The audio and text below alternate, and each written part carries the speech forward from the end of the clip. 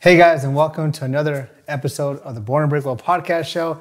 I'm DJ FNA, as with me always, Coach Des, giving her enlightened knowledge. I don't know if I said that right. I was trying to be cool there. I appreciate enlightened, that. beautiful, amazing knowledge. So you talk about self-limiting beliefs. It's one of your things in your book. I mean, is it a principle? It's something. What would we call it? It's something that happens to us. It's a foundation. It's, Yeah. I mean, your book revolves around this whole thing. I mean, it's the steps to overcoming your self-limiting beliefs. Right. I want to talk about this and get into it because I want to know where they come from and why this happens. Yeah. Because it seems like when we're born, we don't feel limited. I mean, when you see a kid that's exploring the house, I mean, he'll go and jump off a couch. You know, he'll go and try to climb things. You know, as you get older, you do dumb stuff because you think you're invincible. You drive a fast car. You know, and then also with your dreams, it's things that you want to do, you aspire. It seems like the sky is the limit. You know, but then we get older. We get we have what we have at home, the relationship with our parents, relationships, jobs. Unfortunate events that happen. Let's talk about where these limiting beliefs start and where do they occur the most. They're certainly impacted by all the people that you just mentioned, but let's kind of go in a sequence. Self-limiting beliefs largely start from past experiences, right? So the older you get, the bigger your past is. And so we experience things like you're told in school that you're incapable, you're not smart enough. You seem not to do very good on tests. And so you start to have this sensation of maybe I'm not smart enough. Maybe I just suck at school. Anything that is repeated starts to become something you believe about yourself. And in the household, similar things happen. You're taught certain ways of doing things, whether it's culturally, politically, spiritually. Those are beliefs, right, that are instilled in you. So some of the limitations are inherent because you go into the world and figure out that there's other religions, other political ideologies, other everythings. And so you're conflicted, right? So do I believe this or am I allowed to believe this? So some of it is in your home construct. Some of it is experiences from your past. The other big thing is other people's opinions. So that's the past. Let's talk about the present. In the present moment, what other people say to you right now and what you see on social media, comparison is another big place it comes from. You look at your life, how old you are, what you've accomplished, and then you look at Steve next door, and all of a sudden, it just showers over you. All the comparisons of oh my gosh, we're the same age, and he drives that car, and I drive this car. There must be something better Steve is doing in his life, that I'm not good enough to drive a car like Steve. Or, you know what I'm saying? Yeah. So now let's start with parents, because it seems like that's where it all starts. What is something? Now, you talk to a lot of people, and they may say, "Oh, when I was growing up, this happened. When I was, my mom told me this, my dad told me that." How do you face that when it comes to parents? If your parents were limiting you as you were growing up, how do you deal with that? Well, one of the things I think that is a constant foundation is self-exploration, because you're doing that while you're in the home, right? Through your adolescent years and through adulthood. And when you leave the home, that notion of a self-exploration should still exist. And what I mean by that is examining things that you like, that you're interested in, and being okay with the conflict that may arise in you that says, I actually don't agree with this foundational piece of what I grew up with. I think I align more with this philosophy over here. So if you sustain that level of curiosity and discovery, you're not going to lose that thing that you had, that spark when you were little, and everything was something that is worth exploring. right? So if you have that as a base, then that's how you can combat that. As you're talking to people and they start saying, you start seeing where it may come from their growing up, you know. How do they face it though? Yeah. I mean, I get where people can self-explore as they're going up, but let's say you have an adult that's trying to overcome something. Yeah. Do they face, or do you talk to your parents? You can. Is this where you start going to therapy, or is it something that you have to break down? How does somebody overcome? For example, let's just say if you had a blue collar worker dad, and he was like, you know, you got to work, you got to put in the hours, you got to get a good job, get good benefits, you know, find a union, you know what I mean? Like, right. Sustain a job, you know? Whereas someone who wants to be an entrepreneur has this voice in the head like, hey, get a real job. You know what I mean? Don't, you know, just go and get a job and get a paycheck and make sure, you know, how do you face that? What do you... Yeah, well, first, there's a self-realization that there is a limiting belief there. That you're like, this is where I am, but I want to be here. And I'm trying to reconcile that because my parents instilled in me something different. One thing, two points I want to make. I want to address your example, but I also want to talk about the methodology that I actually use, the 5 steps that I talk about in the book. Like, that's how you overcome your self-limiting beliefs. It's a process. So in that situation, it's having a conversation, right? Yeah. It's a conversation with anybody, whether it's your parents in this example, that helps you understand where that comes from. Because one thing is acknowledgement. There's a reason why they're saying what they're saying and they believe what they believe and they're instilling it or imposing it, you know, upon you. So I think dialogue is one of the best ways to approach that. In the process that I talk about in my book, there's 5 simple steps that you take. One is to assess what that limitation is, right? I come from an obese family, therefore I'm just destined to be obese. I come from a family that is blue-collar workers, therefore I cannot go get my PhD. These are just examples. What is it? The second thing you have to understand is analyze it. Where does that come from? That's where you're getting to your step of like, it's my parents, or it's the environment, this little town I grew up in. I didn't know anything else. I didn't see anything else. Once you can understand it and figure out what that gap is between this is where I'm at and this is where I want to be, then you can start thinking about, well, what do I need to do to change this destiny of mine? And sometimes that answer is experts.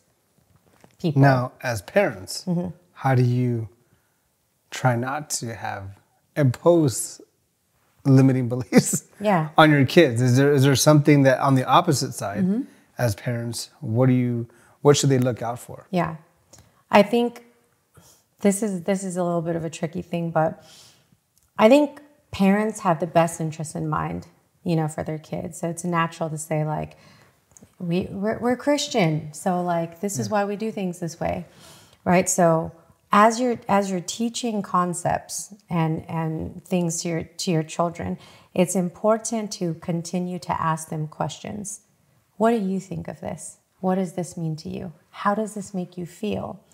When you're including someone in a process, it allows them to agree, disagree, have, you know, like there's dialogue there. You don't just, there's a difference between this is what we do and we're not going to talk about it versus let's have a discussion and say this is the reasons behind it. This is the understanding. Is a self-limiting belief could be a fear? Because, for example, I have a couple of friends where they've said, you know, oh, my mom is always freaked out about this. She doesn't want me to move. She's, you know, you shouldn't go here, you shouldn't go there. Because the mother or parents may be fearful of change. They kind of pass that. It's like they have a self-limiting belief and then they pass that on. Absolutely. You know? Yeah. I mean, and maybe as a parent, you might want to look into what are your self-limiting beliefs so you don't pass that on to your kids. Yeah. So now, I mean, okay, so You get older. You start going to school. You start working. Have you seen people say that there's, you know, whether they're in school, college, or their first job or starting their career, are there a lot of what's the example of self-limiting beliefs being imposed on a person there at a school or a job? Yeah. Oh gosh, there was so many. Well, you know, in school, it's aptitude because you're testing your knowledge constantly. So it's that comparison of other people around you, like, oh, labels. Okay, I think labels is a great foundation for both of those things. Why? Because let's think about the yearbook. Okay, is there not a section in the yearbook that says, you know, most likely to be, you know, most successful, funniest? I don't know what they call them today, but there's similar things, right? So once labels start coming in, like athlete, and you're already predicting this person's going to be the athlete, this person's going to run a company, like it can be good or bad, right? It can be good in the sense if you're one of those people, then maybe it makes you feel like, oh, I have the aspirations to go and be this. What if you're not one of those people? What if you're like the mediocre person that got C's, you weren't really on the radar? It's easy for a majority of people to feel like, well, I'm not that material or that material or that material, so then what am I? How do I fit in to this world around me? And the same thing happens in the workplace, right? There's employee of the month, right? There's that person that frickin' another promotion. Didn't that person just get promoted like last year? How are they, right? Like, so there's things like that happen, and it makes you question yourself. And so when those things happen, you have to go inside of you and reflect on, well, A, do you care? Does it matter to you? Do you actually want to do those things?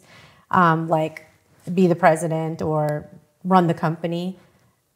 Maybe you don't, but somehow and you're totally fine with the way that things are, but because there's some kind of norm or expectation that is feeling like it's getting imposed on you, that you're questioning yourself as to whether, well, maybe I shouldn't be comfortable. Maybe I'm supposed to aspire for more. Now, me being, you know, a guy from Texas, Southern boy, kind of Republican, but I am progressive a little everywhere on certain things. I'm traditional in one places, but I'll give you that pushback of people that will hear you and go, this sounds a little bit like everybody gets a trophy, encouraging people that, you know, it's like, you know, your kid is like, I want to be a basketball star, and he's 5 foot, 130 pounds, or I want to be a football, you know, or somebody that's just, you know, that they don't pay attention in school very often and they want to work for NASA, or, you know, you kind of see people and you don't want to give them false hopes.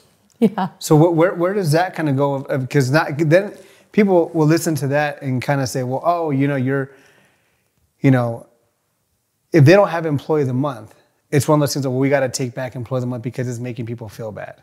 Oh, we can't put in the yearbook of, you know, most likely to succeed or be an athlete because it's going to make people feel bad. It's kind of like that. Like, why are you taking away those things of giving people those props? Right.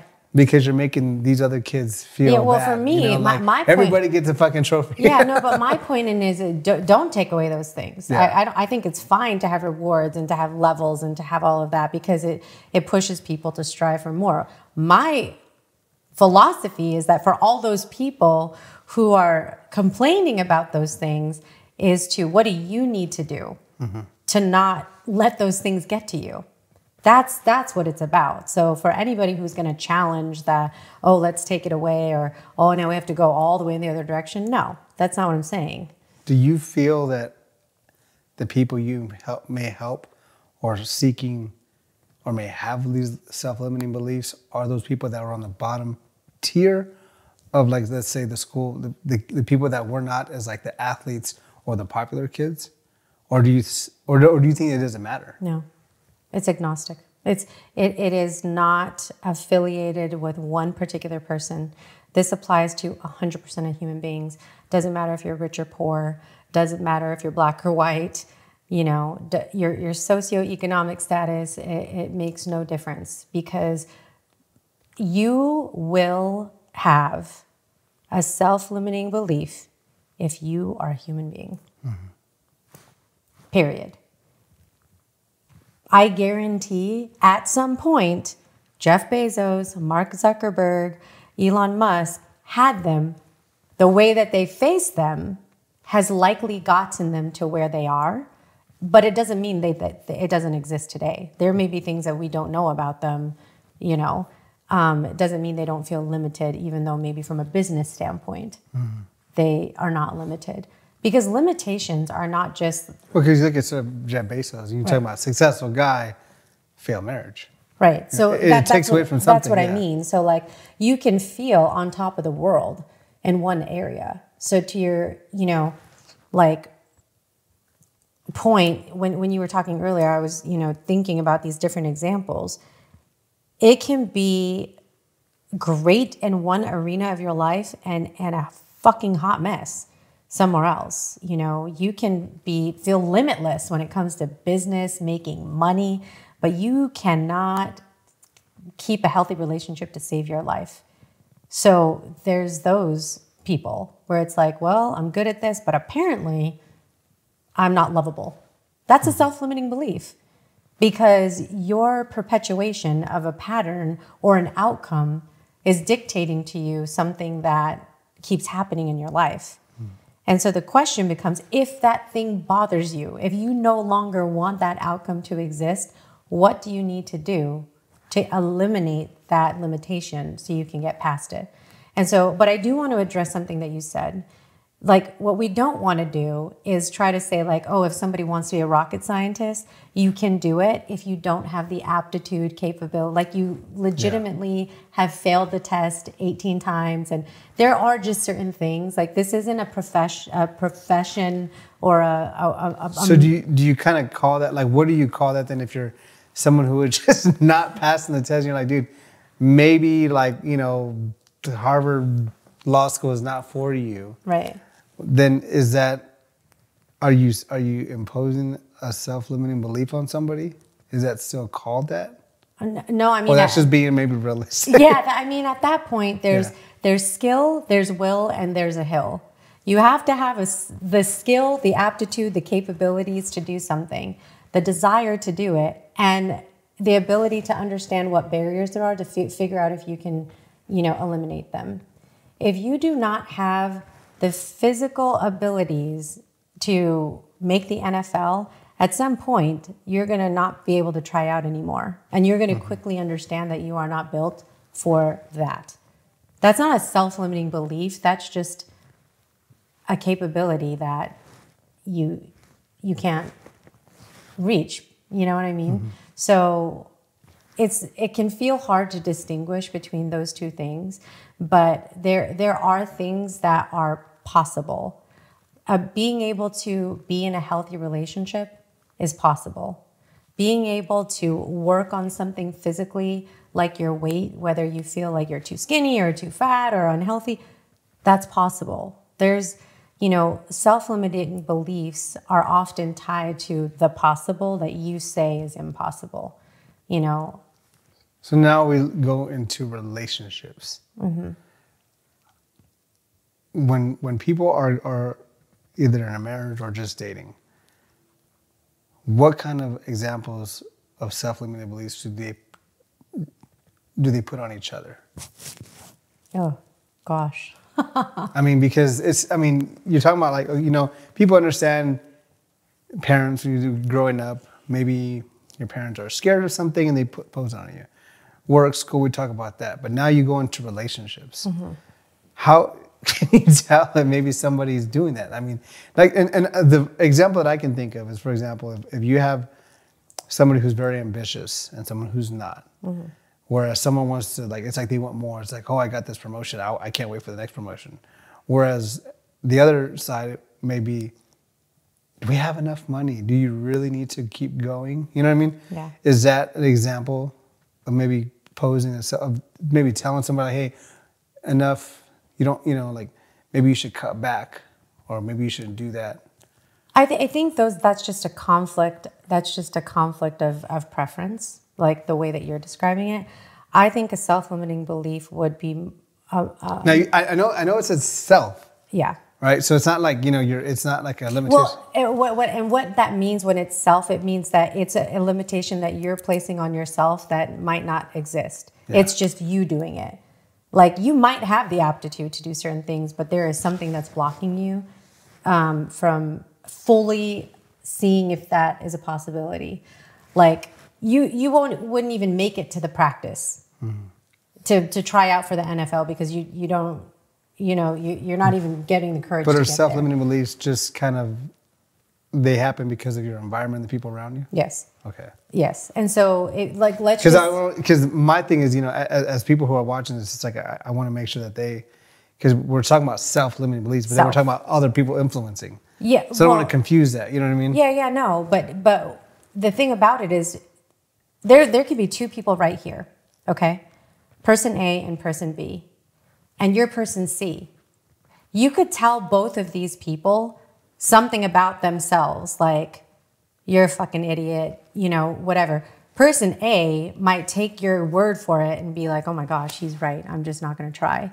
And person B can be like, fuck that. Like, I have confidence. I believe in myself. I have the capability and desire to do this. And I don't need to pay attention to what you're telling me. How often when you're coaching people, do they talk about they have self-limiting beliefs because of their relationship? Yeah. Is it common or is it more, where is it more common in relationships, school and work or parents? I mean, those are all environmental things. I think it's going to be the thing that you're surrounded by the most. If you're not in a relationship and you're just focused on school, it's going to be coming from school. If you're still living at home, it's going to be from your parents. If you're in a relationship and that's where you spend the most time, then that's where it's going to come from. A good example of a self-limiting belief in a relationship is more like role dynamics. I'm the person in the relationship that does A, B, C. I would not dare allow you to do that because you would mess it up. Mm-hmm. You don't know a damn thing about finances. Those are more the kinds of things. It's like when a person plays a certain role and this person never has any association with that because they're the one that's told that you're just not good at that. Now, it might be true, but like the more somebody hears something negative, then they make it true for themselves.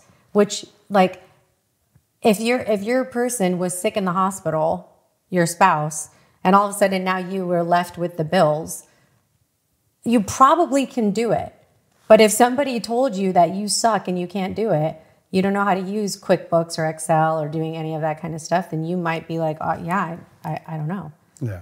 Right? So it's not that you can't do it.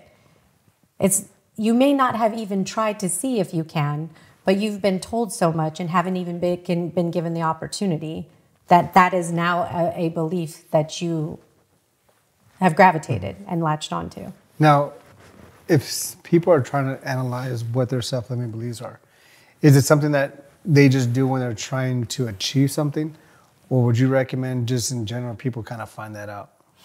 It's, the whole point of talking. Because obviously not a lot of people will go, hey, let's just go to therapy for the heck of it and just see what's wrong with me. It's more of like, something's going on. I need this. Yeah, and this isn't something that you just wake up and go, oh, what are my self-limiting beliefs? This is a feeling that has sustained and it has reached a precipice. So this is that thing that comes up for you that has been there when you do have a desire to do something. It doesn't have to be a big lofty goal. It could, like I said, it could be in the relationship arena. Like someone got a divorce. They feel unworthy, they feel ugly, they feel unlovable. What's gonna be the difference between them getting back up on the horse to try again or just staying there again and say, I'm just not worthy. That didn't work out. Never mind. I'm just going to not ever try for a relationship ever again. Right? Yeah. That's like, there's that. And then there's examples of that in other categories like business and that. So, I mean, like a takeaway for me from this whole discussion about self-limiting beliefs, it's just, it's having conversations. Maybe, like you said, if they get this book and they're reading it, you'll start asking yourself those questions. Yes. So now one of the things that I do in the book, so just, quick, and I won't go through all the explanations because you read the book for it, right? You assess, you analyze, you adjust, you act, and you align. It's all explained in there. And there's reflection questions for every one of those steps. Mm-hmm. And sometimes exercises that you can do, because this is a process. It's a process, and that's why there are steps. You don't just, whatever it is that you're trying to work on and you're telling yourself, oh, I just can't, you have to go through that process so you can experience, okay, where am I at here? Where am I at? Like, I want to lose the weight. I want to try out for that show. I want to do poetry. Yeah. Spoken word. I mean, like, right? Like there's just dreams and aspirations that you have. And I want to make sure to point out something about environmental factor, because you said, oh, is it the people? Like, is it the relationships? Is it your parents? And I said, yes. People can also do the opposite for you. They can uplift you. They can encourage you. They can motivate you. So part of what I talk about is evaluating your environment. And that includes what you consume. Yeah. What do you listen to? What, are you watching every day? What do you eat every day? So it's what are you putting into yourself and what are you allowing? Two things, inputs and influences. What do you allow to be input in you that you're doing to yourself? And what are you allowing other people to influence you with? Mm-hmm. And if they're shitty influences, remove yourself. Find better influences, right? That's part of it. So I want to make sure to make that point because you talked about environment. Yeah. So limiting people are going to have certain behaviors that make you feel small and make you feel like shit. And positive, uplifting people can do the opposite. They can make you propel and take you to new levels and to new heights more than you might even believe in yourself. That's why, like, coaches make the Kobe Bryants and the Tom Brady's. Do you see what I'm saying? I mean, self-limiting beliefs, it's a thing for everybody, not just people who are struggling. We all have them. And it's a good explanation to for those people just kind of wondering what your book is about, how it can be useful for them. Or maybe there's somebody out there that may need that, somebody that you're trying to encourage, don't know how to. Born Unbreakable, 5 steps to overcoming your limiting beliefs. Again, if you guys haven't already pre-ordered the book, it comes out July 23rd. Pre-order now, go to bornunbreakable.com, and the link is there. And there we go. That's I'm glad we dived into that. So that's something that you talk about a lot. Again, you guys follow Coach Des and go to bornunbreakable.com. More episodes to come. Thank you guys so much for listening to this episode. We'll see you guys next time.